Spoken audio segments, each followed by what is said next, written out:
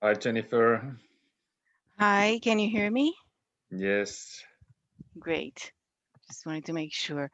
When the session starts, I will turn off my video. You don't have to worry about that. Yeah. And do you know how to make your way to the booth? No, I don't. You're supposed to assign me. That's all I know. I've worked with it, but always there's someone doing this part. Yeah. There is a way to assign me. I'm supposed to, and I will know I'm assigned when something appears here on my screen that shows the languages I'm working with. Okay. Yeah. Now I think I've done it.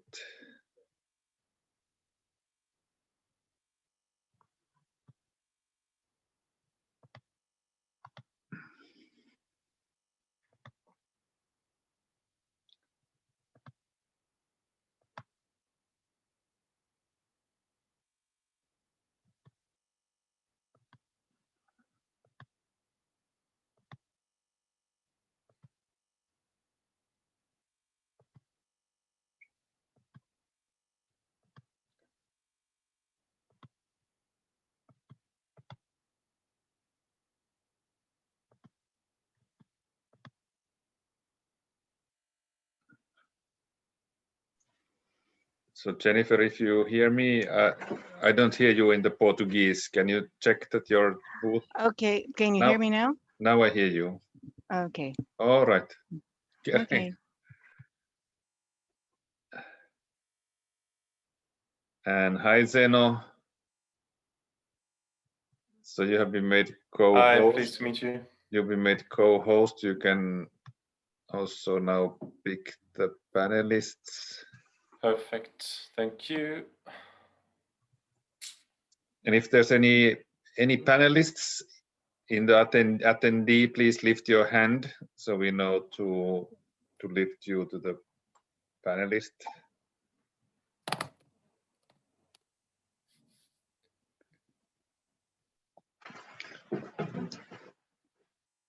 And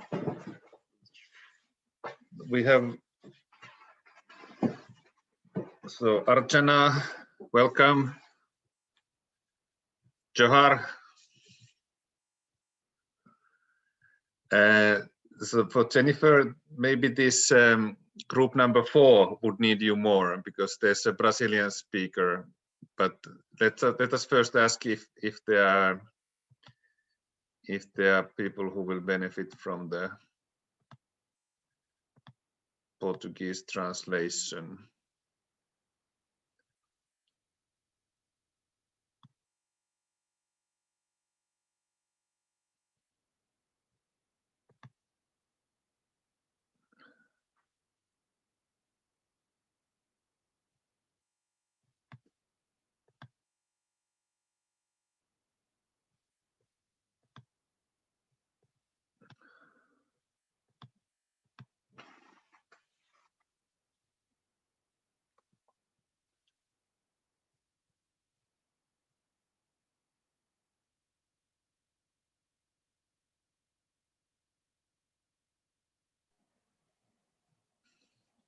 We're extremely on time. That's crazy. Yes.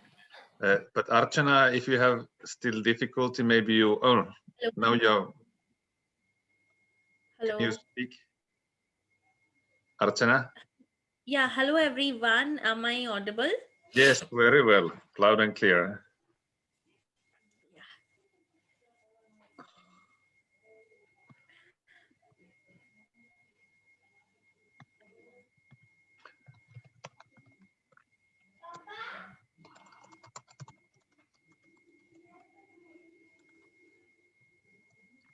Or is there anybody who has a YouTube or Facebook channel and who could air this? Because the WSF team is ready to webcast parts of our session live, but I boycott Google and Facebook, so I don't have those. But if anybody has, I would be happy to make you a co-host, and then you can stream to any of those channels. So you can write in the chat. But why can Paco not do it?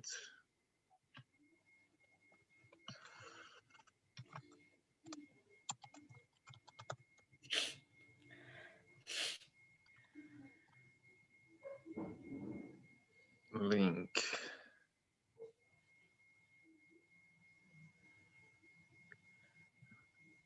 Okay, but we are more than 30, and just if I introduce myself first, I'm Marko Ulvanen. I'm one of the co-organizers of this whole thematic program, so part of the facilitating group of the World Social Forum 2021 from Finland, active with organizations like the Siemenpuu Foundation, Vasudhaiva Kutumbakam Network, and the Growth Movement.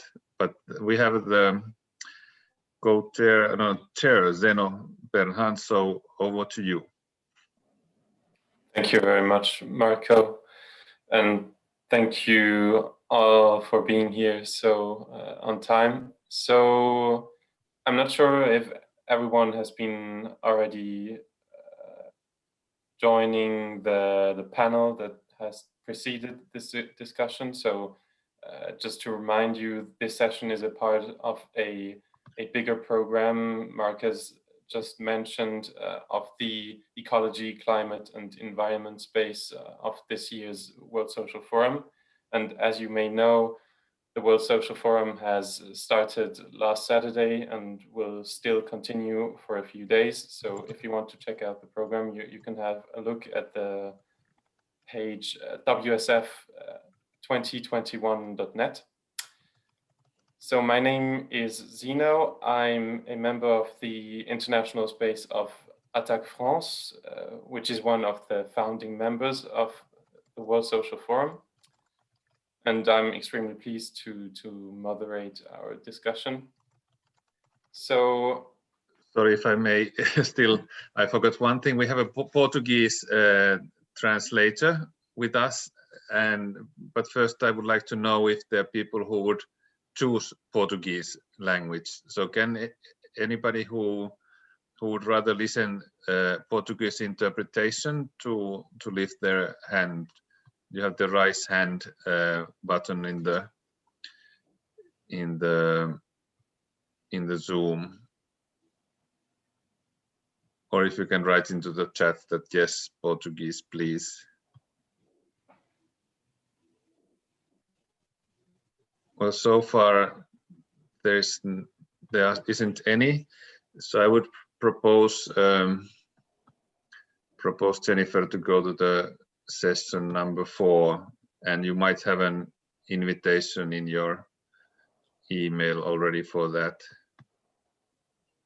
And here is the link. All right, thank you, Jennifer, so much for joining. And again, over to you, Zeno. Thank you. So, system change, not climate change. This catchphrase has been around for more than 10 years and has probably got more known in 2018 and 2019 due to the massive movements that have been surging all around the world. The idea that something systematic has to change in order to prevent an even more drastic climate change is even older. I think many of us refer to the 1973 Club of Rome report entitled Limits to Growth. But there's this entire thinking about the environmental damage caused by economic activity since the 18th, 19th centuries. Climate change can be analyzed from a whole set of perspectives and levels. To me, the idea of it being a threefold crisis, a crisis of biodiversity, a crisis caused by emissions and by the pollution of the environment, has been extremely helpful and simple. But I think that we'll be spending more time today talking about and reflecting on the system change part of the catchphrase. You already see, I like to pose fundamental questions. So what exactly is the system and how do we change it? Marco, yeah. Marco, do you want to say something? Yeah. Yes. You, Tim. Hello. So to provide some material for our discussion, I'd answer the what's the system question shortly by the ongoing commodification of the environment, inserting in processes of capital accumulation. All of our 5 panelists today will be able to nuance this and to add other dimensions to it. For instance, is the system change problem at least partially different in the global south than in the global north, partially different as well in rural areas than in urban spaces? You may have noticed that this is a youth panel, so we also have to ask ourselves, how can we reach more young people with this message? How do we youth climate movements relate to old social movements and political parties? How can we show that climate justice is not climate justice without social justice? With whom do we collaborate and with whom do we refuse to do so, maybe? As we've been struggling with COVID-19 for nearly a year now, we have to ask ourselves as well, how do we continue our struggles in this extremely difficult situation? And what do we do to prevent isolation among young people as well, and to strengthen collaborative action? So we've got about 90 minutes to address all of these different questions and maybe even more. We've got a first round in which all of you 5 will speak for around 7 minutes. Obviously, Thomas and Joseph will share 7 minutes, and then we'll open the debate among us and as well address questions from people that are listening this conversation. I hope that everything is well on the technical level. So I'll introduce our panelists one by one. Perfect, Paco, thank you. And I'll start with Archana, as she will be the first to speak. So, and I hope that I pronounce your name well. Archana is an environmentalist activist from the state of Odisha in the northeast of India. She belongs to the Karya tribe and is as such involved with the National Adivasi Alliance, Adivasi being the Indian name for tribe or indigenous people. In 2020, Archana has been selected as one of the 7 members of the Youth Advisory Group on Climate Change established by the Secretary General of the United Nations, Guterres. So without further ado, I give you 7 minutes, maybe a bit more, and the floor is yours. Thank you. Thank you so much, Zeno, and Johar to one and all present here. It's a pleasure to be here and deliberating and interacting with my fellow colleagues, those who are here on system change and not climate change. So the first perspective which I would like to emphasize, that I coming from an area which is highly an extractive the extractive developmental projects area. So if I talk about my experience, like I have personally experienced then 10 years down the lane when I was in school, when we used to go to school in school bus, the things where there was a lot of greeneries around us. But now when I see entire area, what I see is all industrialization and all factories coming up in the areas. The roads have been enlarged, like the 2 lanes have become 4 lanes road transportation. And thereby one of the very prominent or the important question which keeps pushing me or which makes me work towards climate change or climate action is that the indigenous and the local communities over the years have been leading an eco-friendly way of living with the nature. So it's not indigenous people and nature is a different thing, but for us indigenous people and nature is the same. Like my name is Archana Soreng. The meaning of my surname, that is Soreng, in my own Kharia tribe, the language which we speak means rock, which means that we are so connected with nature that even our name is embedded with nature. And that is why we draw our identity from nature. Having said that, because our area is so much imposition of extractive developmental projects. What has happened over the years in our locality, or in the state from where I come, and I echo this also of the various tribal areas from India, is that most of the states in India have a high imposition of the extractive developmental projects, specifically where the indigenous communities are there. Now I want to build a relationship or an observation of my research is that because of extractive developmental projects, there has been displacement, there has been migration of the indigenous and local communities. And because of displacement and migration and land grabbing, there has been high inflow of other communities in the lands of indigenous areas because the minings and the factories has set up. This has led to and making the indigenous peoples feel that their culture and traditions are very much inferior, and imposition of the patterns of globalization and westernization. And also because the entire way of living, the livelihood, the sustainable livelihood as it is distorted because land is snatched away from them. Most of the community members, at the cost of their own identity, have also moved out of their areas, and those who are there, many are in given jobs in the very low level area, which is at the cost of their own health. And certain other communities are still practicing the traditional knowledge and practices. Now I bring down to a situation that because of migration, the indigenous communities, those who have been away from their ancestor lands, and because of these jobs which are being given to the indigenous communities, those who are in the local areas who have health issues, there is a situation where is a generational gap, or there is a situation wherein the transition of the traditional knowledge and practices of the indigenous communities of biodiversity conservation, of forest protection, and of climate action has cut off because of this entire investment and the developmental projects.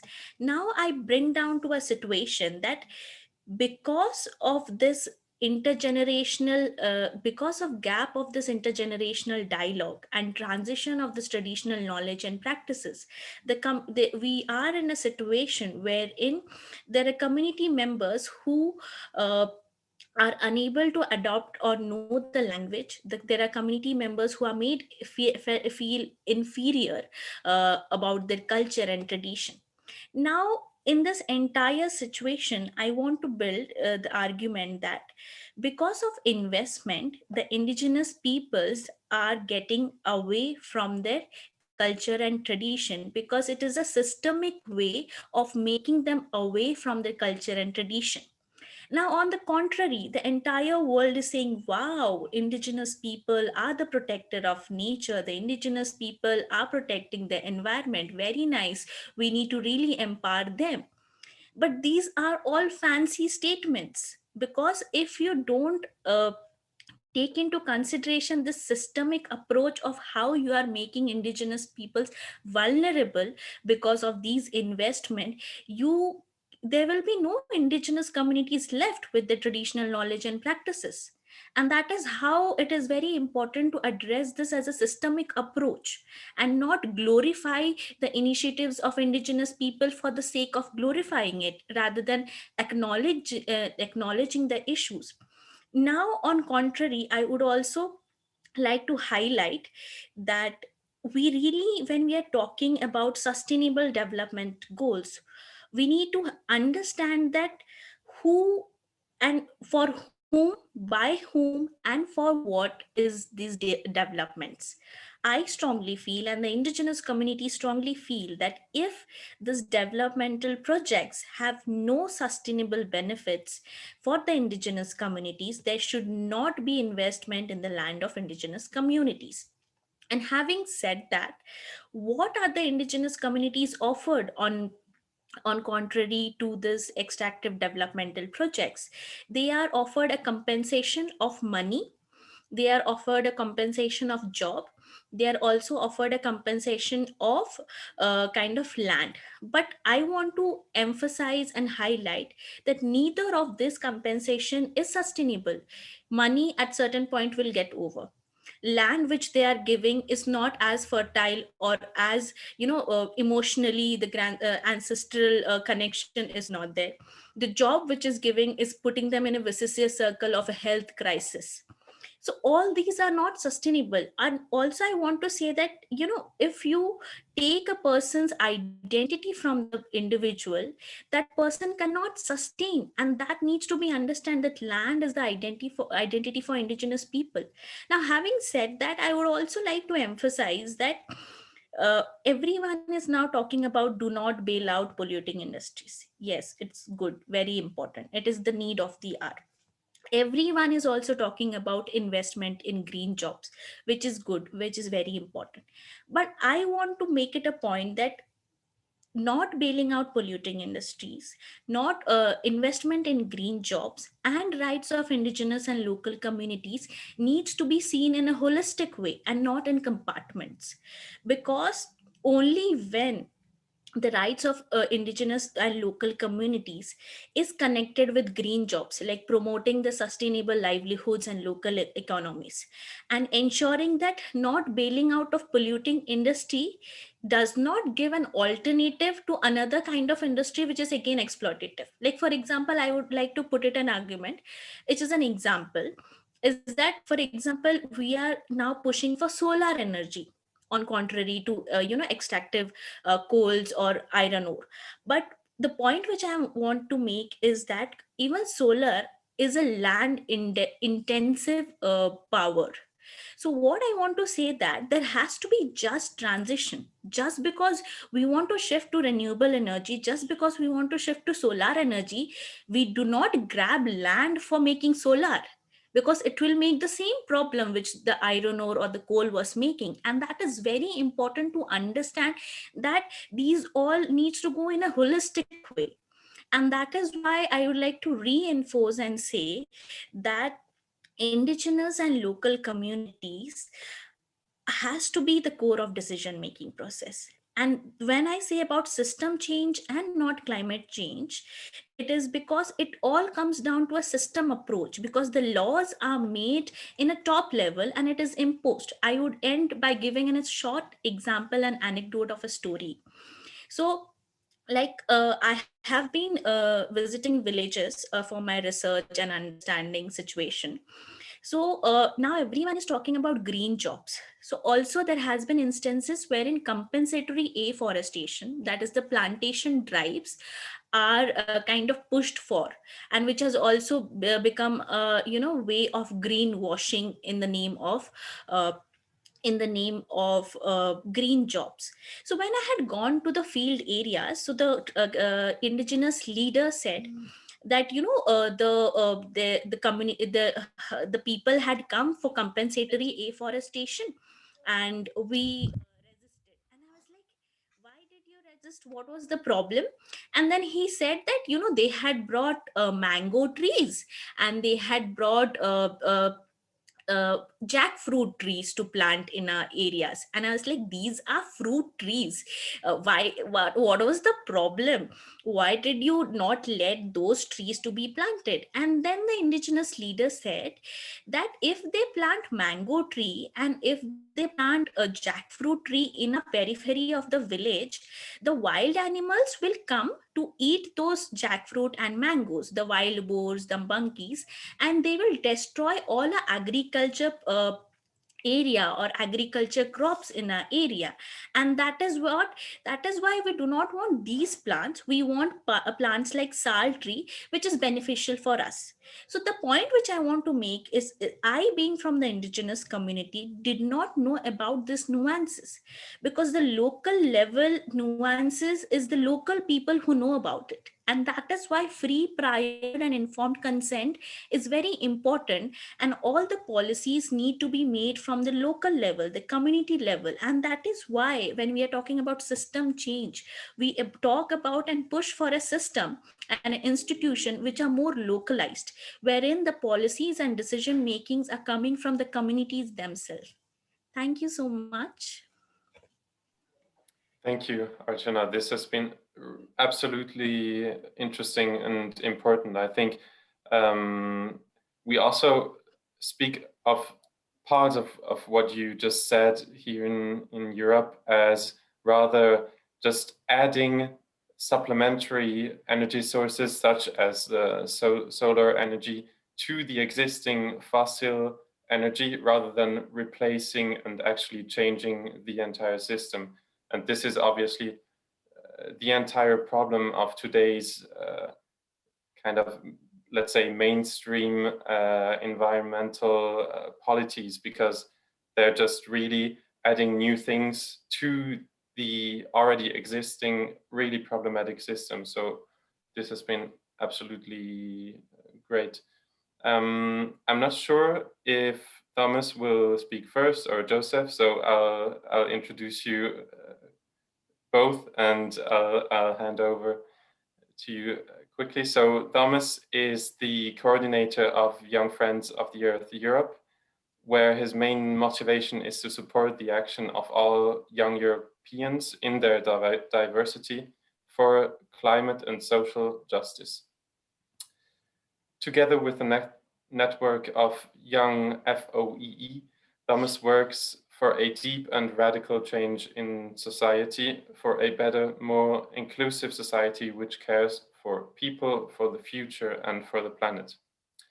Then Futuro do planeta. is a Joseph peace activist, é ativista do clima e da paz. coordinator of the System Reset project as well at Young Friends of the Earth Europe. He focuses on the representation of all youths, in particular underrepresented youths, in the development and implementation of the European Green Deal. So Thomas and Joseph, the floor is yours. Thank you, Zeno. Yes, Joseph and I will try to stick to the 7-minute limit, and we'll do our speech all together. And I wanted to start by thanking you, Zeno, and thanking very much the organizers for inviting us. We are very honored to be in this session with other youth organizations. And we would like also to greet the audience in its diversity, coming from all continents, different countries of different genders, ethnic origins, sexualities, and social and economic backgrounds. So today we'd like to explain how we at Young Friends of the Earth Europe, we address the topic of system change and how this relates with two key concepts which are of great importance for us and for which we are fighting. The first concept is climate justice, and the second one is intersectionality. So these two concepts are at the core of our values, and as a consequence, we naturally fight for radical system change, which is the only long-term solution to mitigate climate change and preserve us from its most dramatic effects. We'll try to briefly explain why, and we start with the climate justice concept. So for us, it's a goal. It's the goal to make the fight against climate change and the reaction to the climate crisis as fair as possible from all points of view. So economic, social, political, and since last year, we can also add sanitary. We want to make it as fair as possible for all of us, regardless of our backgrounds, our identities and characteristics. And this is exactly where the second concept comes in, the concept of intersectionality. Young Friends of the Earth Europe, together with its national member groups, work on the concept of intersectionality for many years already. And this is a key concept to understand the climate crisis and implement solutions. Intersectionality makes us aware that all individuals are at the intersection of a variety of identities, such as the race, the gender, the age, the social class, the sexuality, the religion, and many other identities. These different identities grant us more or less privileges and disadvantages. In the context of climate change, we also notice that the climate crisis affects disproportionately and adversely the least privileged people and communities. In the current system, on all continents, the most oppressed communities are the ones who contributed the least to the climate crisis. However, they are also the ones who are being hit the hardest. And if you look at the problem globally and generally, we, the young generation, are directly impacted by the current crisis, while we did not contribute much to it. And as young people, we already have to face the impacts of the climate crisis and will be confronted to its worst effects during our lives. We believe that these problems have a common origins. The origin is a capitalist system which is structurally accompanied by a cohort of isms, which reinforce the power of the economy over the population and the planet. Among these isms are different forms of oppression and domination, such as neoliberalism, neocolonialism, racism, sexism, militarism, and many others. It results in a deeply unequal society which preserves the short-term financial and economic interests of a few privileged individuals over the long-term well-being of humanity, life, and the planet. As a consequence, a multitude of struggles and fights are erupting all over the world every day. To a certain point that we believe that the system is too much corrupt to be fixed. Green capitalism will perhaps slow down the exploitation of natural resources. Yes, maybe it will, but it will never stop it. It will never stop overconsumption. It will never stop the exploitation of communities. It will never stop the destruction of the environment. A so-called carbon neutral neoliberalism will continue to benefit from the current structure of social and economic systems implemented by authoritarian regimes and dictatorships. It will continue to oppress the least privileged people because of their genders, their sexualities, the color of their skins, or their religion. So for us, the conclusion is simple. What we need is not the improvement of the system. Painting it in green is not the solution. What we want is a deep system change. And now I will hand over to Josef, who will explain how we see the intersectional system change in practice and what we do and everybody can do. So Josef. Yeah, hi Doma. Hi everyone, thanks. Yeah, I'll try and be fast. So yeah, we believe that we are in a moment that we can realize more than ever right now, together with the pandemic, how broken this current system is, and therefore that we should change it and really move on. But how do we really move on? How do we repair the current multi-layered injustices that we're experiencing? I hear many times that we are the change and that we need to keep changing our behavior and focus on our individual actions. Well, that's one step forward, and it's true, our individual actions are vital. However, let's not forget the historical responsibilities of extractivism and its continuation, and therefore the share affair of the rich countries of the global north towards the global south and so on. One way that I could, and I'm trying myself to contribute as an individual, is to live green, but that's a privilege. For example, food, organic food is not affordable for everyone. Plant-based diet could be part of the solution, but how do I even impose this privileged solution, for example, to refugees who have just crossed the Mediterranean Sea and arrived in a racist country where they are locked in so-called hospitality centers without even the essentials? And how do they even experience the consequences of climate change in these tents along with the other oppressions?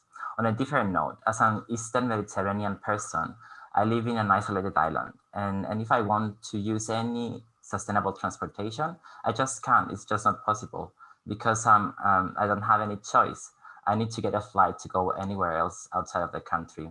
Or if we focus on energy, even if we shift the energy sector from fossil fuels to renewable energies with the same capitalistic logic, then the electricity will not be affordable for everyone.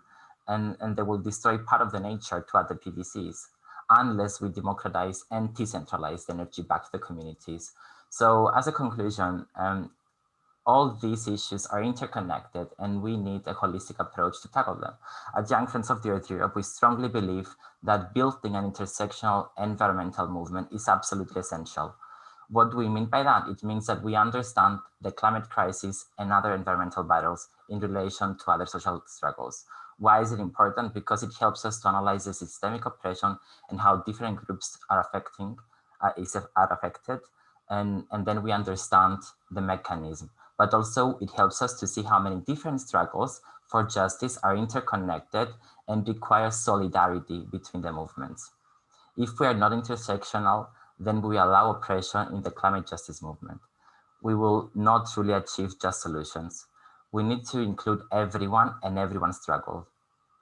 We are all in the same boat. Therefore, we have one struggle and one fight, the existing system. So we need to educate ourselves. We need to actively listen everyone's experiences and struggles. We need to embrace diversity, create spaces to include everyone. We need more compassion and less competition within the movement. Everyone is welcome and everyone is needed. We all have our different and important role in the movement, our strengths. A lot of times I'm hearing the question, are we lacking of imagination? I would say that what we need is a common vision, a vision which is created by everyone. And at the center of it are the most marginalized young people whose voices are not heard in the current processes.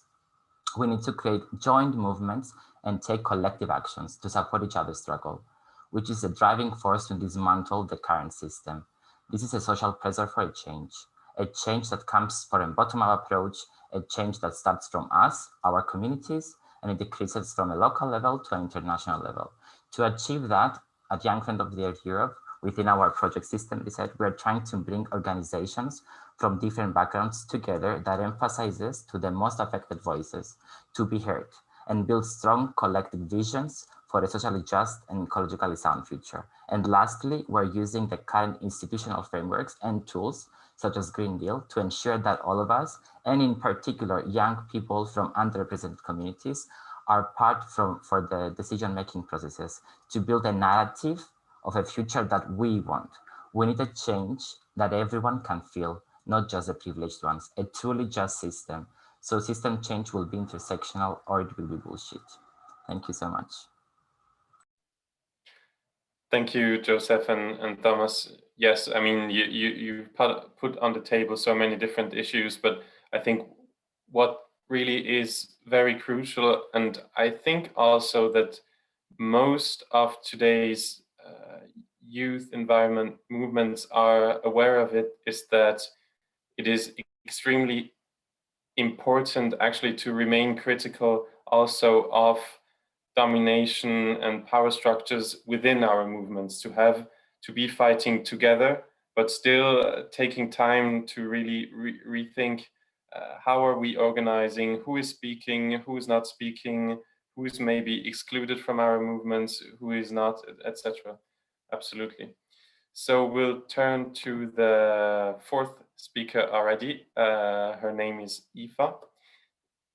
Aoife is a 16-year-old climate activist who began as a school striker protesting in front of the Scottish Parliament. Since then, she's been an event coordinator for MOC COP26, really great name, I think, an event engaging more than 800 young people from 141 different countries. Aoife Mercedes is also a spokesperson and youth representative for the COP26 Coalition, a collective of organizations who are mobilizing around the postponed now due to the crisis, COP26. So Aoife, the floor is yours. Thank you so much for introducing me, and also thank you so much for having me here and inviting me. I'm really grateful, and on top of that, it's been fantastic just to hear what everyone else has had to say, and I cannot emphasize and echo enough what has already been said. And I think just building off a little bit on what Josef was saying in terms of like the Green New Deal, I think as someone, you know, living in the UK, I think there's quite a massive emphasis on that in terms of how we can move forward. However, having said that, I feel like again, it has been mentioned, of course, but also like those historical impacts and implications from colonialism, and also the kind of transition from that profit-driven capitalist system, and then, well, in essence, you know, it's that economic system that, again, as has been mentioned before, needs that change, and from the simple premise that it's based on this constant economic growth, and as we know, it's completely unsustainable, and as we know, well, again, we need those radical solutions, we need those huge changes, and again, linking, I guess, back more to the youth movement in terms of our approach, I guess I'd like to speak a little bit on the kind of dynamics between youth, in terms of our involvements with adults, in terms of how we are able to approach various different stakeholders in terms of like, you know, our own personal relations with politicians, but on top of that, also our relations with people who are in those decision-making places. And it's a difficult one, because often what we're trying to do can overlap depending, you know, what we're fighting for, who we're fighting for. And I feel as though I really do want to emphasize that importance in unity in what we're doing. But again, with regards to those huge changes, regards to that systemic change that we need, the approaches, they tend to vary in terms of how, you know, how we're going about this, because it's really difficult to work within a system that is already built, you know, on oppression that's already built to kind of go against you and what you're doing. And so it's really interesting to see this kind of balance that's being created, and also these dynamics which occur when you're trying to kind of change a system within the system. And so I think from my experience in the campaign Teach the Future, which focuses on climate education and focuses on systemic change, it's again interesting to see how people approach that, because there are these varying ideas that kind of tend to oppose, and you know, often people go to the, you know, more extremes, I think, of like, well, again, of actually being able to implement something that is a lot more long lasting, that is, you know, outside of this capitalist system. And it's those kind of things, and then on top of that, having to work with people within said system. It's a very interesting dynamic, and I think it's continually kind of growing, developing, and continue learning on that. And then again, when actually, you know, looking into the depth of said education, of looking into how we would talk about that, they're really, again, that word intersectionality, I think, is really key to everything I do, at least, and everything that I, you know, bring it into the work that we do in terms of this movement building, in terms of these different campaigns, events, etc.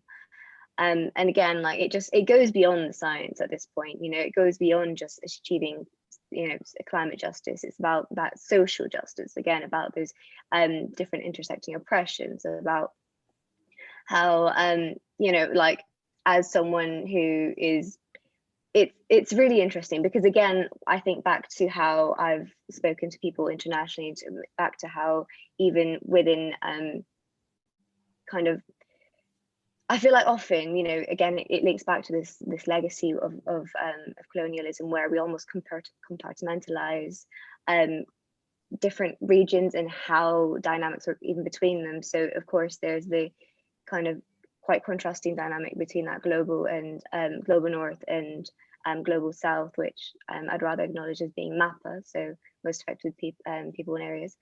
And then even within that, you know, again, these different economic statuses in terms of, you know, different socioeconomic backgrounds, and also those relations with gender, those relations with sexuality, again, as was addressed by Thomas and Joseph before.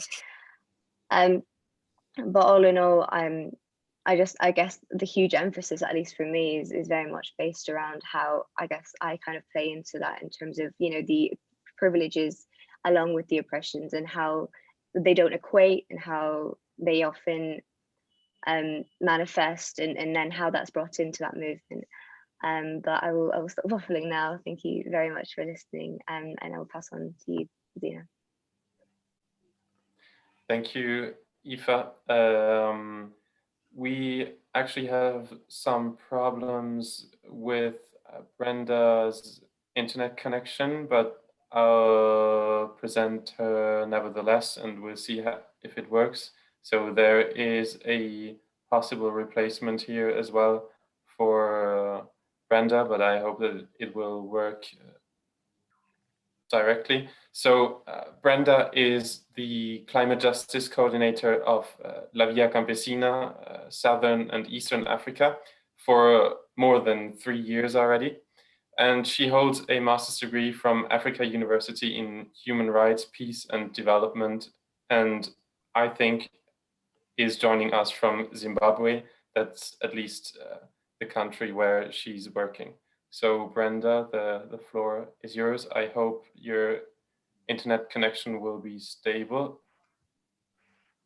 All right. Yes, thank you, guys. I'm going to speak with my video off because of the internet connection. I've already been dropping in and out of the meeting, but Mateo, she's also on standby. my fellow colleague from LVCCF, yes, and I'm based in Harare, Zimbabwe. So for us, when we're talking about system change and not climate change, it begins with identifying or realizing that a lot of the work when it comes to climate justice is already adversarial with the status quo. And as obviously we strongly believe that our food systems should work and be determined by ourselves as peasants. And this is something we make sure to acknowledge and to share knowledge on through political trainings, horizontal learning through peers, and farmer-to-farmer exchanges.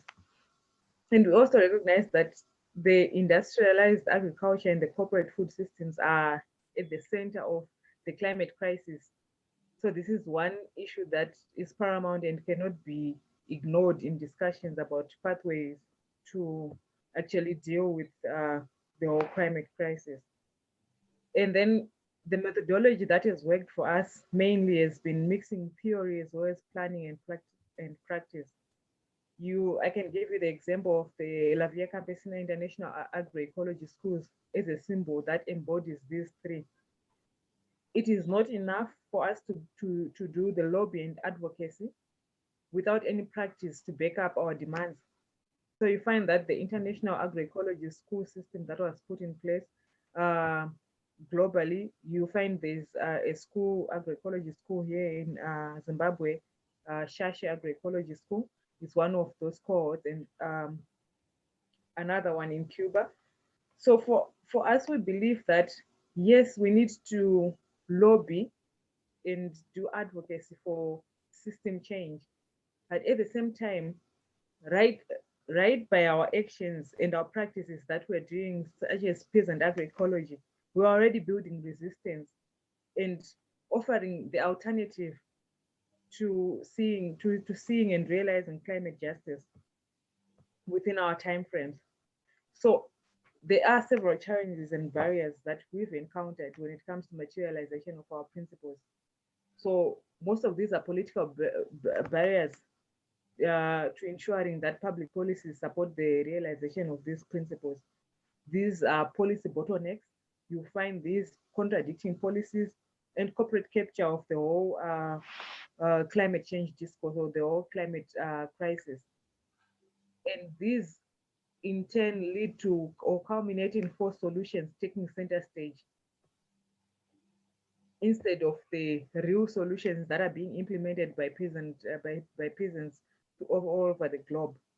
So looking to the future, we've come in to have a strategy that says, well, let's build documentation that brings to the fore the solutions that peasant movements have been implementing. And I can give the example of here in Southern and Eastern Africa region for La Via Campesina. We have been conducting research on climate change that clearly documents the alternatives that peasants have adopted. And we've produced the documents. We have a primer, Peasant Agroecology Achieves Climate Justice.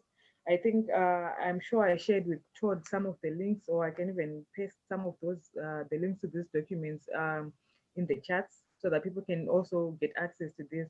And what we've managed to do, realizing that most of the rural communities, normally documentation that comes out is maybe prevalent in maybe the foremost languages that are used.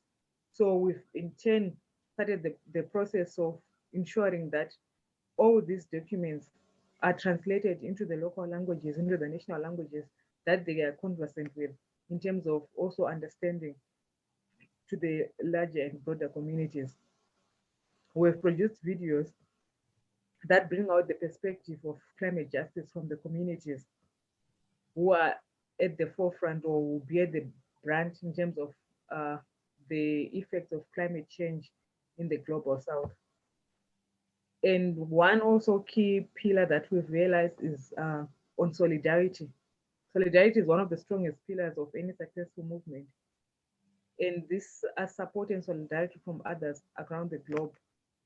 So currently we stand in solidarity with peasants in Mozambique who have been suffering the brunt of some of the severe effects of climate change through cyclones. I don't know if most of you are aware, but in the space of less than 2 years, there has been Cyclone Idai, Cyclone Kenneth, and more recently Cyclone Eloise in their work. These cyclones devastate not only crops, but livestock and homes of peasants in the provinces, resulting in loss of life as well as hunger.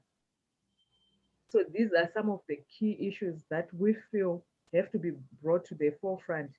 And if I may add on, I don't know if I've exhausted my time, but one of the key things that has come out from this whole COVID-19 pandemic, the global pandemic, is how unsustainable it is to maintain the status quo when it comes to industrialized agriculture or this corporate capture of the agricultural food systems. It is not sufficient or it is not working. So rather, we adopt the approaches that have been working, where peasant communities are feeding the provinces, are feeding the nations, because you find that the whole close of borders and the whole lockdowns that are happening have in turn or inadvertently exposed this whole fake idea that things can be globalized at such a level that is being implemented by the large capital.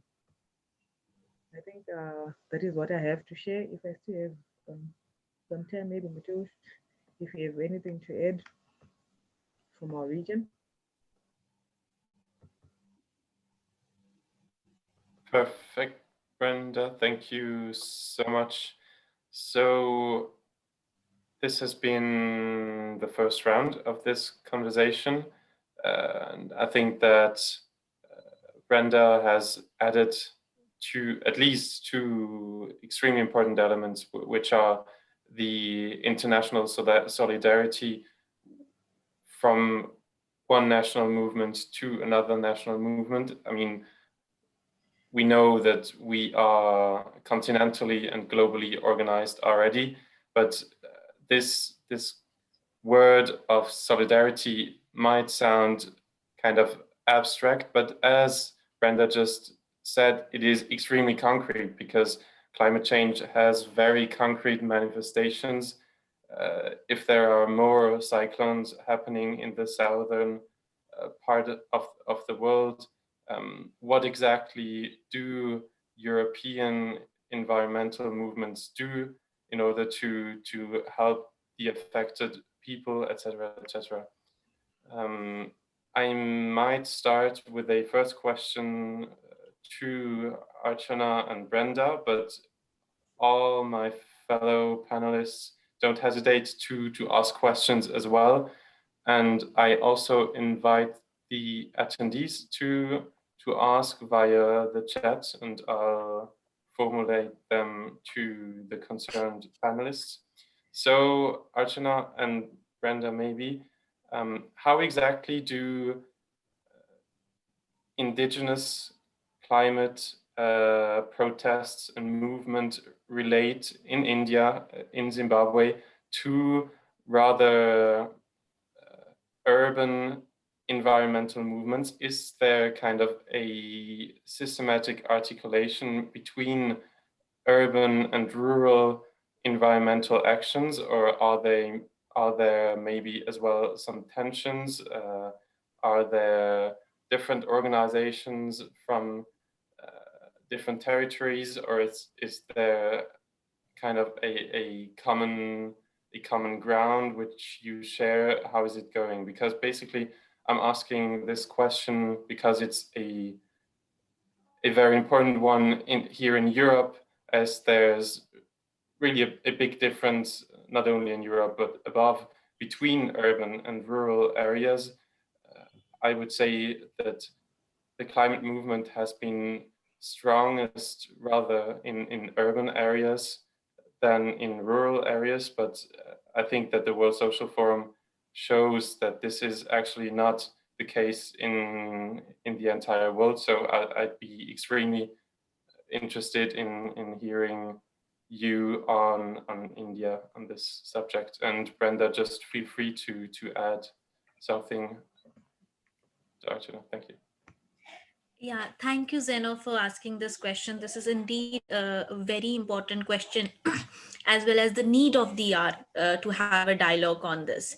Like, as to how are we taking the environmental justice movement, and what are the different scenario in the both the rural and the urban area. So, one thing which I would like to put in here across is that one of my observation is that uh, language plays a very important role when we are talking about climate justice movement and action.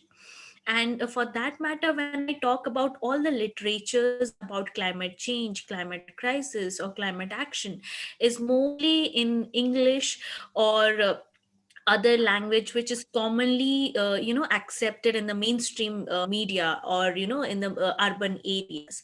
But when we are talking about regional areas, rural areas, indigenous and local communities, the language is one of the major challenges, wherein there has been no efforts put in to penetrate or to ensure that the knowledge dissemination is there. So I think that is one of the aspect which needs consideration and solidarity, and also effort from both the government and the civil society organizations, that how we ensure that there is language justice, because language justice is core to social justice, and it is core to climate justice. Having said that, one of the thing which is my strong which is my observation is that which I feel that in rural areas, people have a lived experience and are aware about it. They may not know that this particular situation or this particular thing is termed as climate change or climate crisis, but they have different connotation and different terminologies for that. Like when I try to explain is that, if leaves are falling in a season where it should not fall, and in if the birds are not coming to the agriculture crops in a season where they should come, the indigenous and local communities will know that there is an issue of climate. There is an issue of summer, whether it is heat, whether it is water scarcity, or whether it is windy weather. So all this kind of few symbolic or the traditional knowledge and wisdom is there, which make them realize about the climate crisis which is happening. But at the same time, when we say that, this report states that this climate crisis is something which is so and so in English terminology, so then you will kind of pick up that, oh, indigenous and local communities are not aware about climate change, and their movement is not strong about climate change. But what I feel, again, the second thing which I would like to emphasize is contextualizing climate crisis and climate action movement is very important. Like in an area where I come, it is both loss of livelihood because of extractive developmental projects which are causing air pollution and water pollution, and climate action is something, is the movement wherein the indigenous people are involved in. Like they are fighting for the rights for land, they are fighting for a safe air, they are fighting for the forest based livelihood. There are instances wherein indigenous people are emphasizing and reviving the traditional knowledge and practices of sustainable agriculture. So all those things which I strongly feel is that the indigenous people are practicing, uh, but they might not be familiar with the terminologies which we are using it. And thereby, one of the thing which I see is that, in urban areas mostly, we have environmental specific movements, like youth groups specifically working on environment. But most often I have seen that in the rural setups there are youth movements, those who are working in terms of social issues, economic issues, and the environmental issues and biodiversity issues all together.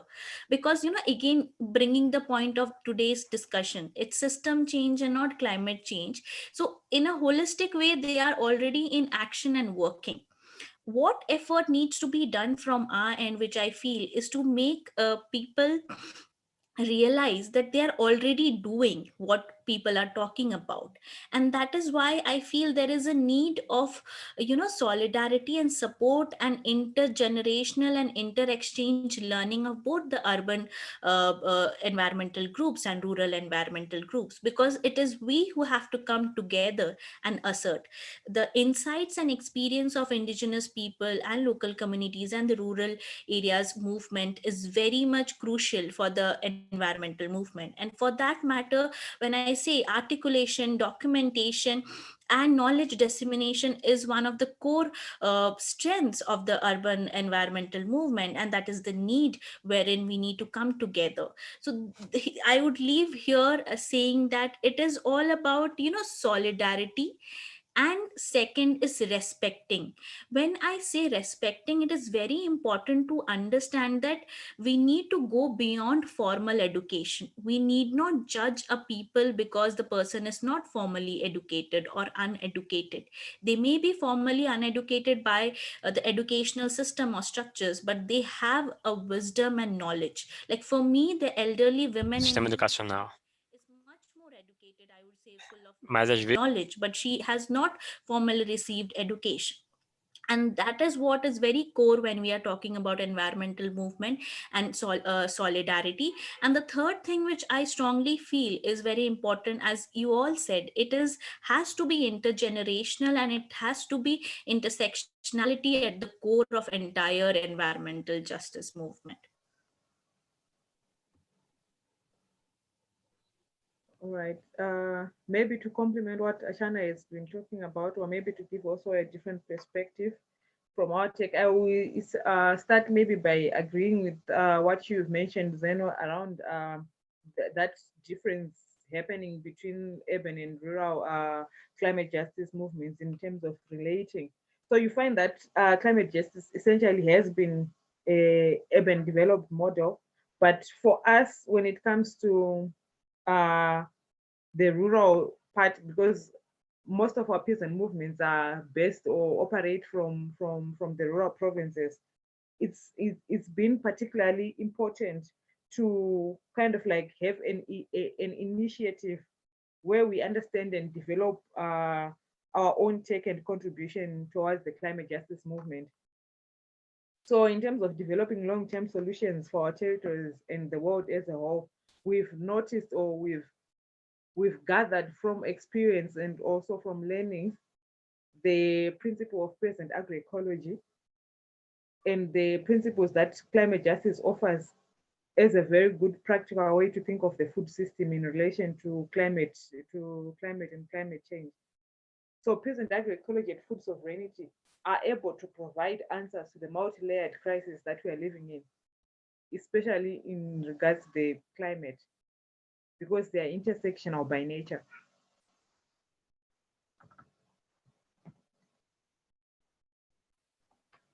Yeah, absolutely. This is extremely interesting, and I don't want to add anything to it because it has been very complete.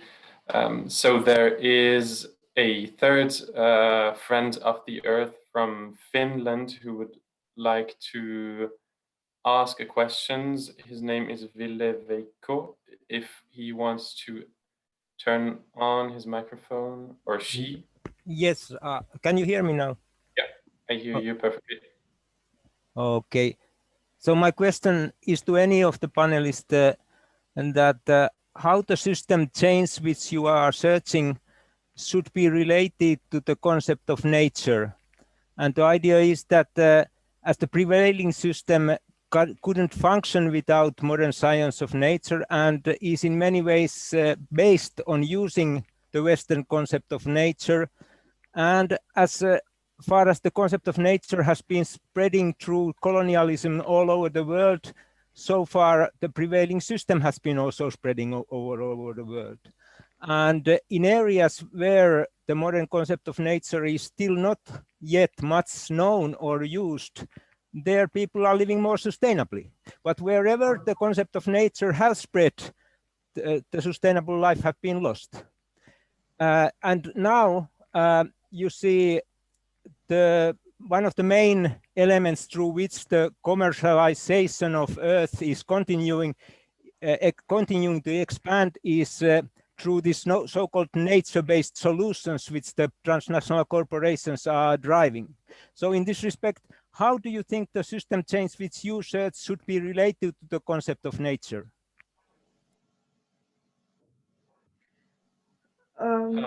Whoever would like to respond, Brenda, I see you.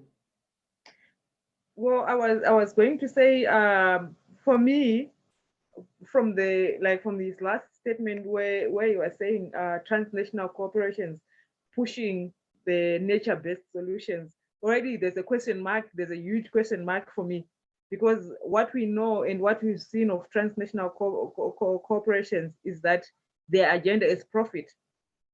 They pursue a capitalist model. So it's for me, it brings the question on, is it really nature-based, or these are some of the false solutions that have been being propagated as solutions to the climate crisis? Because you realize that the adversary, because they've realized there's this huge movement on climate justice, they've also jumped onto that platform and are speaking. I would say essentially they're taking that terminology on climate justice and putting a new twist to it, such that for us as social movements, we need to be very aware and notice the nuances in political terminology that comes out from the transnational corporations. I can give the example of in terms of agriculture, when you're talking about organic farming, already now it has got 10 different meanings or 1,000 different meanings according to who is talking about organic farming. And I would say also the same when we're talking about agroecology. We found that some of the transnational corporations have already jumped onto that bandwagon. So it's very, very important to actually analyze who is giving those nature-based solutions. Are they for our benefit or literally for profit? Because they realize there's so much profit to be made in organic food produce or organic farming or agroecology. They are already also jumping onto that. So it's very, very important for us to realize and analyze whether it's a solution, a real solution, or it's just a solution being propagated for profit again. Thank you. Yes, Archana, if you just go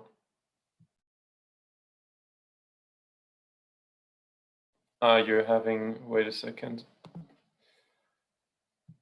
Yeah, I don't. No, perfect. Yeah, I Seems just that at least 10, you have to try at least 10 times to unmute, but now it's fine. It's completely fine. So before going on to the question led by Velo, I would like, add on to what Brenda said, because even I echo that. And because it is one of my observation and reflection is that here the indigenous and the local communities always had organic farming, which what people are terming this. They had always been resorted to traditional farming and eco-friendly ways of sustainable agriculture. But after the green revolution and after the polarization of Sustentável. Depois de um tempo, percebemos a imposição do uso de pesticidas, né, de agrotóxicos, e queremos saber quem foi. Fertilizers and things. Indigenous peoples were not that. And over the period of time, you made indigenous people feel inferior, that your sustainable agriculture, your eco-friendly way of agriculture is very uncivilized, very orthodox, and you do not know anything. And these are techniques, fertilizers and science and technology which we are bringing into you for having massive production, cash crop and things like that. Now after so many years, again you come up with concepts like organic farming, which I feel is hijacking the terms of indigenous local communities and coming up with terminologies. And now you are propagating for those concepts, and again making it so high way of living, like which is a costly way of living, that those indigenous peoples are again made inferior, that you do not are practicing organic farming, your way of farming is not organic, even if you are not using pesticide. This is the real way of organic farming.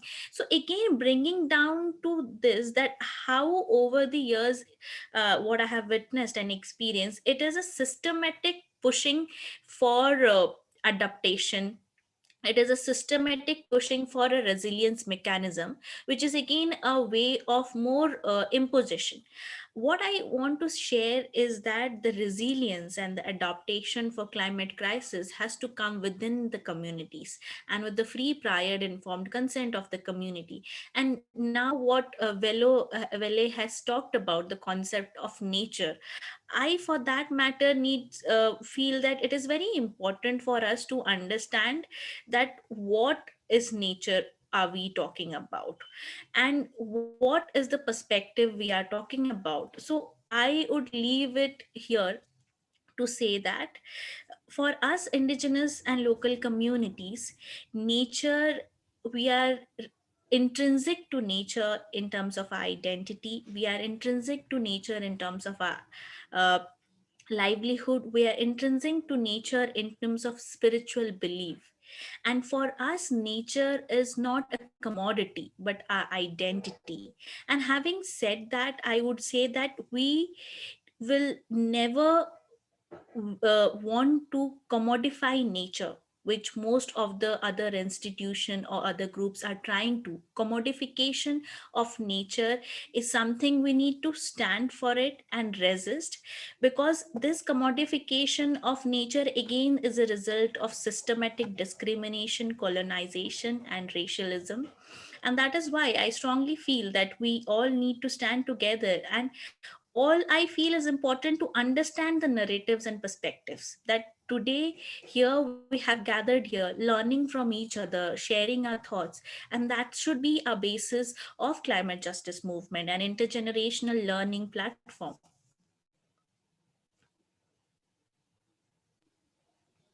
Thank you so much. Yeah, I absolutely agree, actually. And one problem is certainly that many of our own words have been adopted or maybe misused by, on the one hand, international corporations, and on the other hand, political movements which are antagonistic to what we want.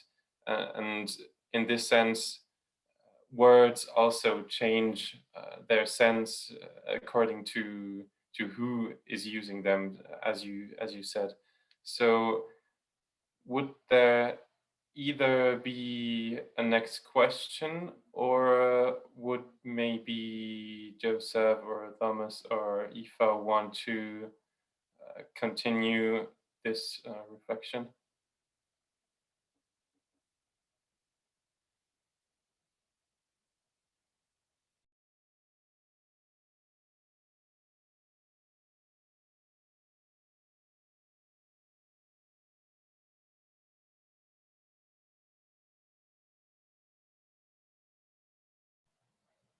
If not, I allow myself to ask a next question. So I think that we haven't spoken a lot about the COVID crisis, which is obviously central now, has been central in 2020, and probably will remain central for at least months, if not years. So my question to all of you panelists is, on the one hand, kind of how did it impact the movements you are involved with? I know that most probably it has been really detrimental to what we're doing. And on the other hand, did you maybe have or make the experience of this crisis actually leading to a higher conscience of precisely the climate problem, of environmental destruction on the one hand, because I mean, we all know that COVID is also a consequence, at least partially, of the commodification of nature. Archana is asking me, yeah, again. So now it's working. Thank you. And I mean, taking conscience of the climate crisis because of COVID, what have been your experiences, or is it rather that people actually maybe are focusing on other issues because, I mean, which might be legitimate in some sense because they're having just urgent financial problems and don't have the time to mobilize on these questions. So yeah, what do you think about all of this? I would like to put quickly two intervention of mine. So one of the aspects in terms of COVID-19, which we saw that definitely, yes, the entire globe was under a health crisis, but it was also seen, and there were a lot of evidences that the indigenous and local communities across the globe were not only affected by COVID-19 as in health emergency, but also were affected because of the gross human rights violation which took place across the globe. So, amidst COVID 19, the government and the multinational corporation also pushed for lots of land grabbing and ensuring that there is gross human rights violation. And having said that, I would also like to put it across that lots of nations and countries also, because there was no public communication and people could not come together to resist, there were efforts wherein lot of contradictory laws which violates the rights of indigenous people and local communities, laws which are contradictory to environmental well-being of the country were pushed forward or were passed. And that is where what I feel was one of the major concerns amidst COVID-19 lockdown, that we are in a health crisis and a health emergency, but not respecting that there has been effort to push forward for laws that is contradictory to environmental well-being, and there has been efforts by both the government entities and both by the multinational corporation to push forward for more of land grabbing and resource grabbing. So what I feel that indigenous communities were more vulnerable because they were going through a health crisis where they were not being able to access the healthcare facilities, and at the same time they were also vulnerable because of this entire massive gross human right violation and rights non-recognition of their rights and deprivation of the rights. Having said that, in the context of India, I would like to highlight that one of the observation which I came across during my field insights and my research is that the indigenous and the local communities whose rights over the land and territories were recognized were much more in a better situation than the indigenous and local communities who had migrated to cities. So when I was interacting with the women leader of the indigenous communities, she told me that we are pained to see how our brethren in the cities are struggling for food and shelter, and how they are coming back to villages, but we are here in the village, are very much protected and have food because of the forest gave us shelter and food. And that is how one of my strong affirmation is that in years to come, when there are more pandemics like COVID-19, if the indigenous people's rights over the land and forest are recognized, they'll be much more secure. So in a way, if I see that the indigenous people are more secure in their own areas, in their own territories, which this particular example also help us to understand. And this is just one example, there were many examples wherein the indigenous and the local communities whose rights were recognized were much more protected. And having said that, I would also like to say that the indigenous and local communities members, through their traditional knowledge and practices, were able to be resilient amidst COVID. Like they revived their medicinal plants. Like they used to drink barks of tree, boiling it, which were beneficial to keep them away from cold and cough. They also resorted to food habits and food baskets. Those were very much nutritious and helped them to increase their immune system. They were grinding leaves and roots and drinking it as juice to make themselves immune. And at the same time, they were also ensuring that they had made gates in the entrance of their villages, wherein, guarding the villages that no one can enter. And they were also washing their hands with ashes. So all those things which they had resorted to, which also emphasizes that how important it is, the revival of the traditional knowledge and practices to prevent them from pandemic like this. Having said that, yes, the livelihood was affected by livelihood was affected by COVID-19, because all the market was stopped. And here in India, the COVID-19 lockdown coincided with the minor forest based livelihood of the indigenous and local communities, and they were not able to sell it.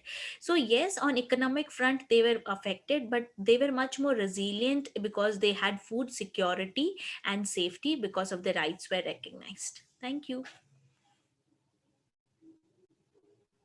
Thank you so much, Archana. Maybe the other panelists would like to continue on these points,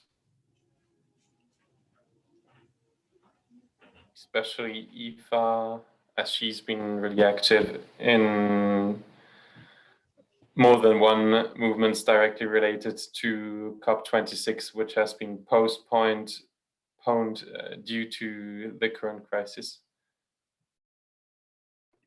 Yeah, I'd be happy to step in and kind of, well, it's an interesting one, I guess, because of course the COVID-19 pandemic in itself, it's been awful to say the least, and then I guess that very much brought this huge interruption in terms of movement building, in terms of actions being done. I think as someone who very much started off with those youth strikes, it kind of brought a complete stop to that, and so we had to find other methods of actions, of other methods of actually still keeping that movement alive. And so I guess that came in various different forms. I think as briefly mentioned during that introduction, I did do that kind of mock COP event, and it was kind of meant to be in place of the COP itself, and it was very much focused on youth participation, on youth advocacy, but namely also kind of uplifting the voice of those most marginalized and often just ostracized, which is prevalent throughout previous COPs in the past. And so I guess that was part of us trying to keep that movement alive.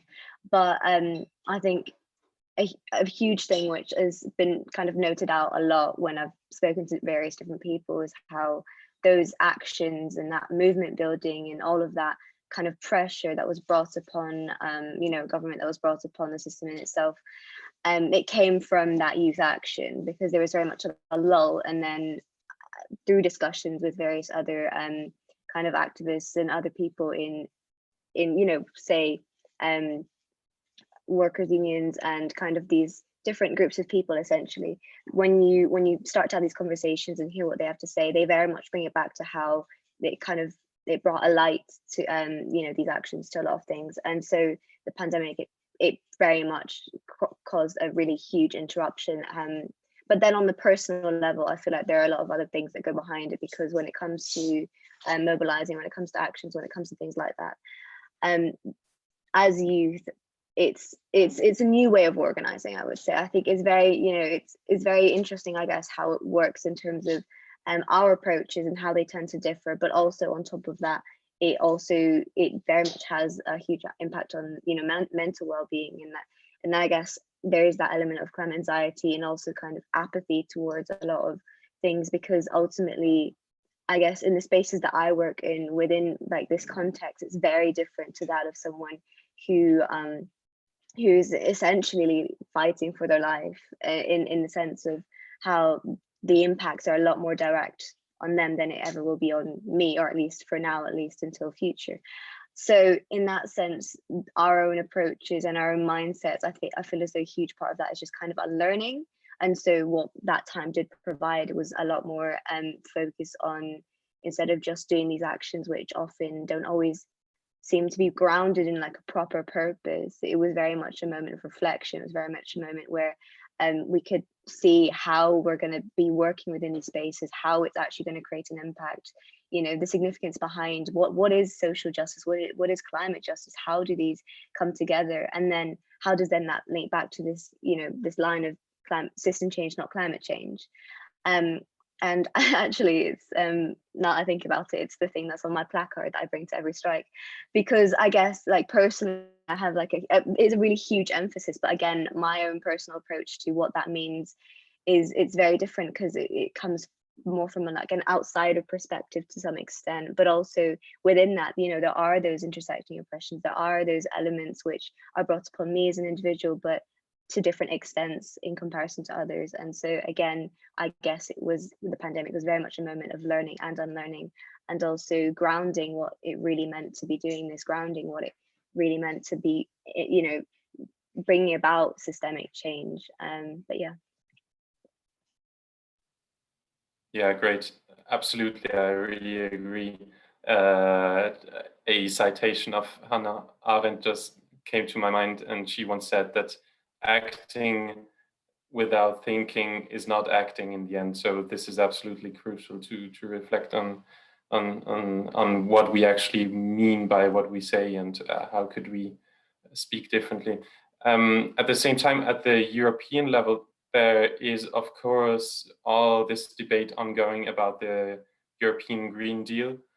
And I know that Josef is working on this, probably Thomas as well. So there has been the question of the articulation of this idea by Ursula von der Leyen, the president of the European Commission, with actually the COVID emergency issues.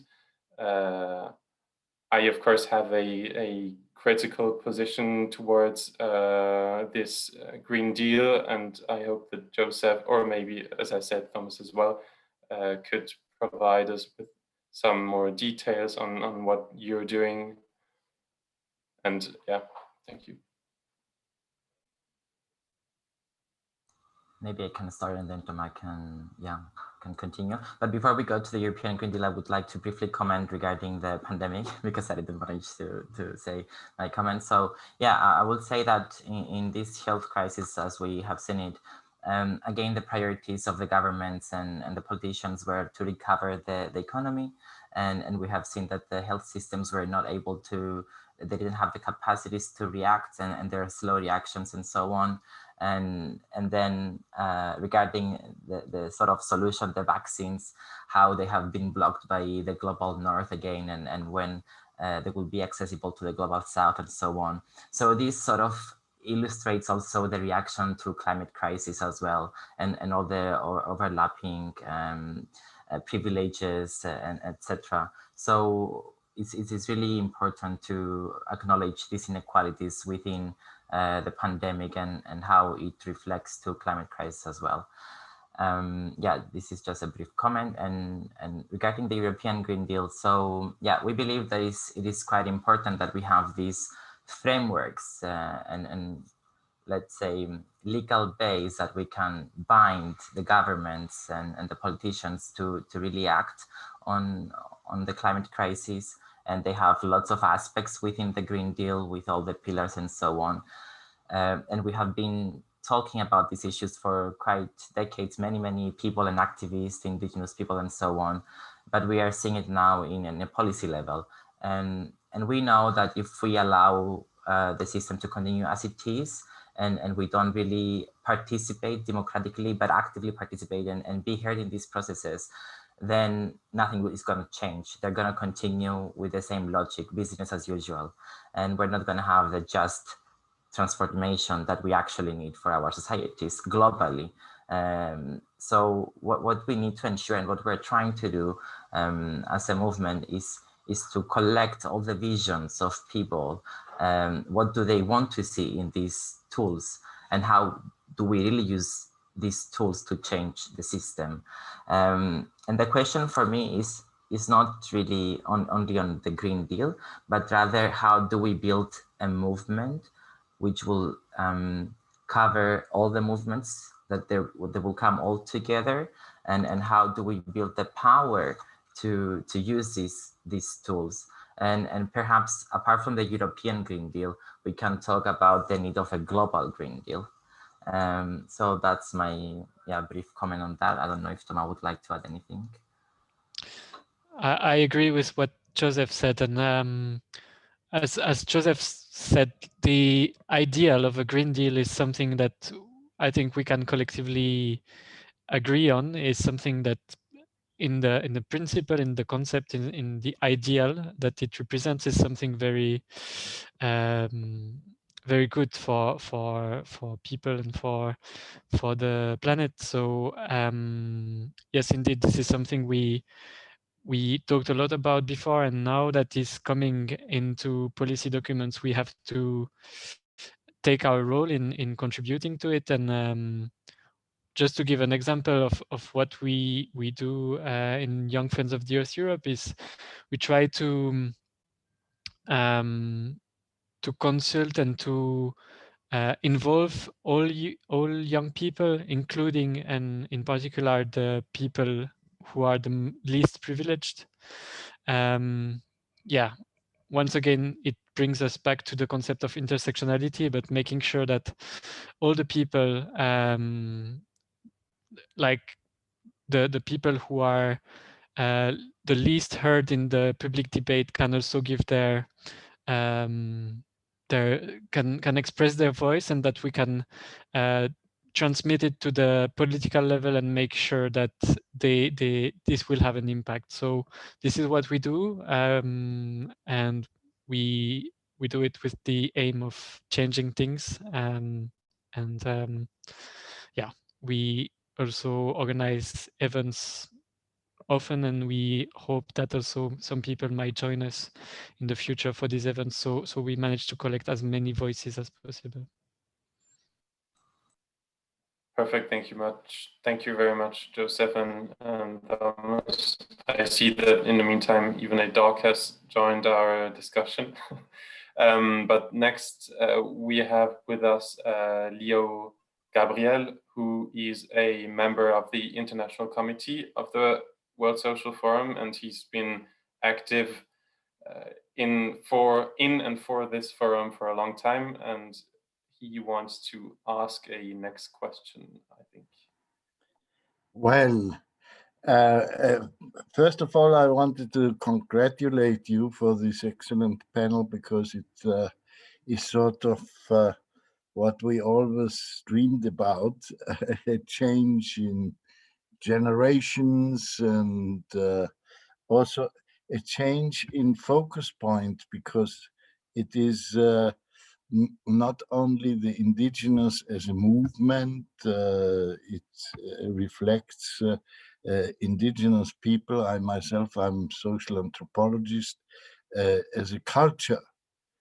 And it's firsthand, it occurred to me, wow, we are speaking about system change.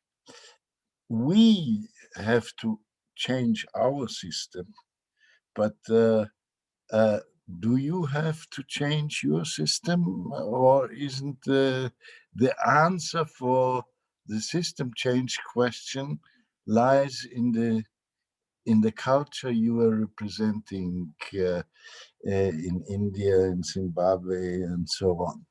But still, there is a question I have in my mind, which is, given that there is this big contradiction, and we cannot dream about that tomorrow all the bad companies will disappear, and the indigenous people are getting their land back, and so on. Given the fact that that is not likely to happen, how did you change, or are you changing within the framework of your culture, uh, uh, in the sense of creating a sort of a resistance, and I hate to say the word revolution, but it needs another kind of organizing if you face the enemies in such a direct way. And how is that happening, and how is that happening, and how are you changing and coping with this situation of intrusion of, let's say, the white culture in yours?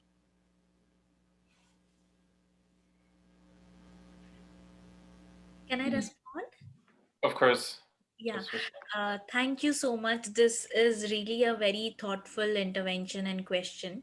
And I'm really very happy because this also puts me to thought, like how can we go ahead, or what are we doing? So one of my reflection has been is that I think the entire climate justice movement has come as a ray of hope for the indigenous and local communities, because many years down the lane, when we were talking about rights recognition, when we were talking about a revival of traditional knowledge and practices of the indigenous communities, I don't think so it was being heard, or it was being accepted in such a way as it is accepted and acknowledged today, because it is currently linked with the entire climate justice movement and environment movement. And thus I would say that this climate justice movement has come as a hope for the indigenous and local communities to assert for the spaces and to assert to get the rights over the land and forest, because that is the core for them to able to contribute back towards the climate action. So this is my first perspective which I would like to share. And the second perspective which I would like to share is that when the entire globe is now talking about not bailing out of polluting industries, and also talking about a just recovery and just transition and investment in green jobs, I feel one of the way of approaching the system change is that if you have to abide by the global community's demand, or this global solidarity which is talking about just transition or green recovery, we need to demand to the government entities and say that indigenous peoples are your allies, young people are your allies to do this, and you need to take them into consideration, and you need to make them part of your policies and decision making process. And for you to believe that indigenous people, local communities, and young peoples are your allies, we have been engaging in documentation of the initiatives. We have shown you the creative initiatives of the young people, and we will continue to do so. So I think this is an approach which can be adopted to emphasize that, to assert for our decision making spaces meaningful participation on basis of the evidence of the work which we have been doing and the documentation which we have been doing. And the last and the third thing which I feel like how do we need to approach is, I think it is very important also to negotiate and try and put an effort. We do not know whether we will able to do it or not do it, but try and put an effort to decolonize the mindset when now everyone is talking about climate action and climate justice. If now we can link that how climate finance and how economic models and how the entire policy making framework is very much core to climate crisis and very much core to climate action, I think that even the policy makers will be bound to hear. And for that, what I have felt over the years about the youth movement is that the youth movement have come so boldly and strongly that it is now amplifying, the numbers are amplifying now, youth are joining the movement, which also gives them a threat that it is now I think climate action has become a political agenda, like political manifesto to, and that is what I think which is one of the element which has to be has an influential part, which I feel that every policies or decisions or government for that matter depends on the youth and for the voting. And now everyone is slowly and gradually becoming aware about this, so all we feel is to enlarge this movement, ensure that this movement is getting more stronger and stronger. So this is what, positive note, hopeful note, we would like to approach it. Thank you very much. Just in order to be sure, a follow-up. Does this mean only a change of consciousness within the indigenous people, or is it also a political alliance with not an indigenous people, which is the thing that gives you hope? I think so. Alignment with non-indigenous people is also is the much more greater hope, because I think this is specifically, I would take it in consideration with the youth movement. I feel youth movement has been very considerate and open, is what I have felt in terms of green environment movement, because the perspectives of indigenous people, the struggles of indigenous people are being heard by the young environmentalist movement and group, and are also being accepted. And that is why I feel it cannot be only through indigenous people, but solidarity and alignment, alliance with the non-indigenous people who abide, or who understand and respect those perspectives, is very important. Thank you very much. Maybe Brenda, who, I say it again, is part of La Via Campesina, which is a very important movement, would like to add something. Okay, thank you, Zeno. I think my contribution on that, in terms of the word that Leo didn't want to use, revolutionizing. For us, we felt that, like I mentioned before, that for us, the methodology has to be theory, advocacy, but also action. So already in terms of the present movement, we're looking at implementing present agroecology, which for us is in direct contradiction in most cases with a lot of the state policies, government policies that are prevailing. You find that most here in the global south, I would speak maybe for Southern and Eastern Africa, you find a lot of the state policies are guided or are swayed by the need to attract foreign direct investment. So they always have this leeway for free trade agreements where global corporates come in and push their products, whether it's GMO seed or fertilizers or inputs like that in terms of farming. They are going to be pushed by the government, by the ministry.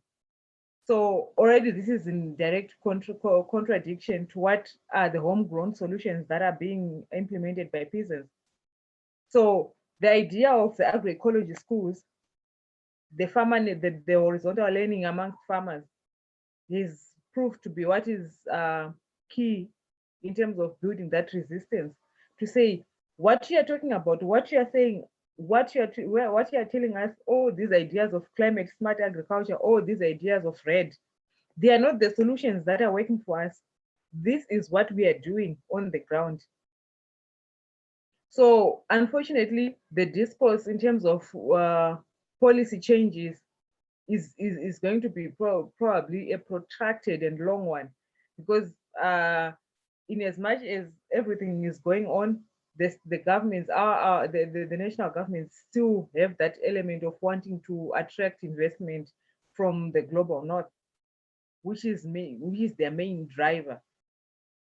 But we feel like the movement in terms of this last year, where you've seen the global pandemic that's hit I think everyone, has proved in some sense, it's been an eye-opener for most governments in terms of the idea around importing. You'd find that maybe in countries like Zimbabwe, they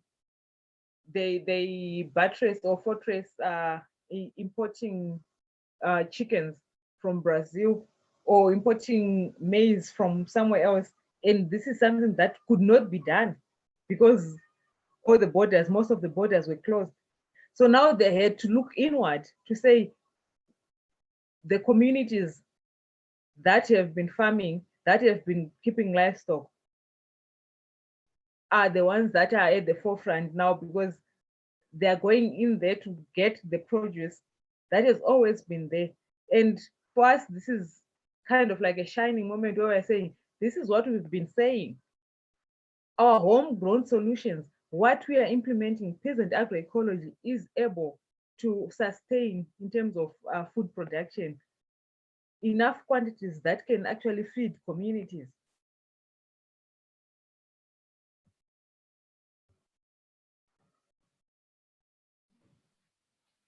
Perfect. Thank you very much, Brenda. So we've got 1 minute left for this session.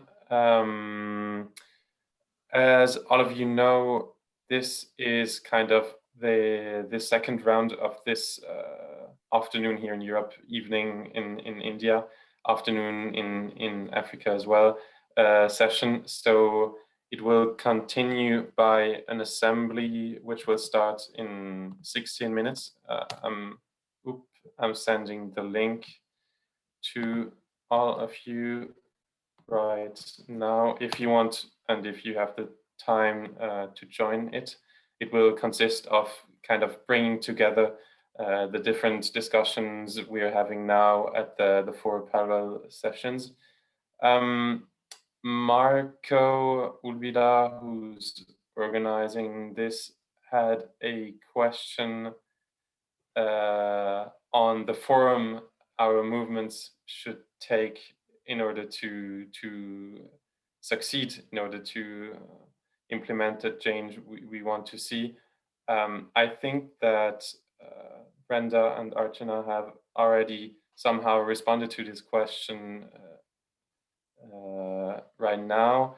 I don't know if Aoife, Thomas, and Josef would want to express themselves on this point. Maybe Marco would like to formulate the question in a more precise manner than I just did. As you want. Thanks. If I may come in, but maybe I just leave it hanging that we don't because the time is sort of up. But I think that would be one sort of agenda for us to think more on organizing, because the majority is clearly with us. Nobody wants the climate to go astray or the biodiversity to shrink, but there's no force at the moment that would prevent it. So I think in the coming, tomorrow in the assemblies or tonight, in 15 minutes in the assembly, I would post this question, and then for our next meetings. But from my behalf, from the organizing team of the ecology space in the forum, I would like to thank all. That it was really rich panel, and I'm so happy people have joined from faraway places. That this is really now a benefit in this onlining, that we can, without traveling, get very different perspectives and views, and also for giving the youthful energy that the movement really needs. And thanks for Zeno and our interpreter for hard work during the session. Yeah, absolutely. Thanks to Danielle, who I see is interpreting all of this. So if Aoife and Josef and Thomas, as I say in French, agree, I think we could conclude this session by these words by Marco. I invite you again to join the assembly, which will start in now 12 minutes. and I hope that all of you enjoyed it. I found it extremely interesting, as you said, Marco, to hear from actually 3 different continents, the perspectives that they have on similar questions, or maybe the same questions. So thank you very much, and see you. Sorry, one more proposal from me, that if we put the cameras on to get a nice group photo to document this special session. And Marco, is the link for the assembly the same one we are in right now? No, it will be a new one. It will be a nice one with breakout rooms. So I hope we will be making it more interactive then. All right. Can you put down the link, perhaps? Zeno has done it once. Zeno, can you do it again? Yeah, again. I just sent it again. I can do it as well. Yeah, it's a Zoom link that should be accessible to all.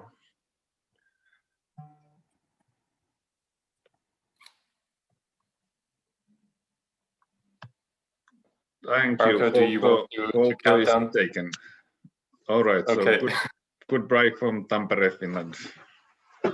Thank you, and have Thank you. And shine on, Indian farmers. Yeah. Shine on, Indian farmers. I agree, Ville-Veikko. Shine on, India. Ville-Veikko, I want to see your face. I don't have face anymore. It was some years ago, it disappeared. After that, I don't know where it is. You don't have camera?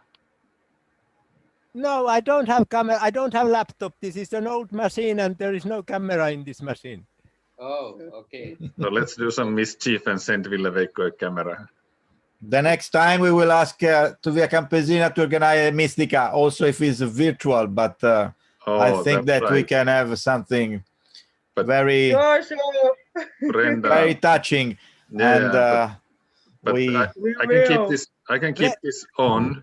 Brenda, you don't need nature anywhere. You will realize if you think it. You don't need any nature. But we can still have Mystica if anybody wants to do song or poem or something. I mean, this Zoom can be here. There's no rush to close it.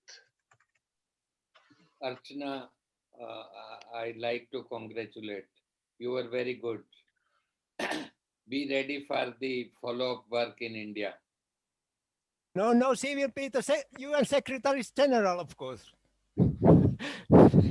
what you can do, what I can say, if it's possible, just to close, just a second, I ask, that is fantastic that we open this this window inside in the social forum that, as you know, is going a little bit disappearing now.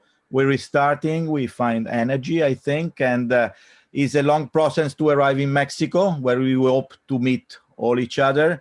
And we have Glasgow, we have many of these things, so we have to use, I think, this platform, so virtually, to continue to meet, and I know that there are many other, but we have to use it, I think, because at the end, after 20 years with many problems, we are still here, and with young people, and so I say, globalizemos la lucha, globalizemos la esperanza. Ciao. Leo, you counted one young lady yesterday for follow-up, day before, from India for the follow-up work. So now you have another also in Archana. So make your list carefully.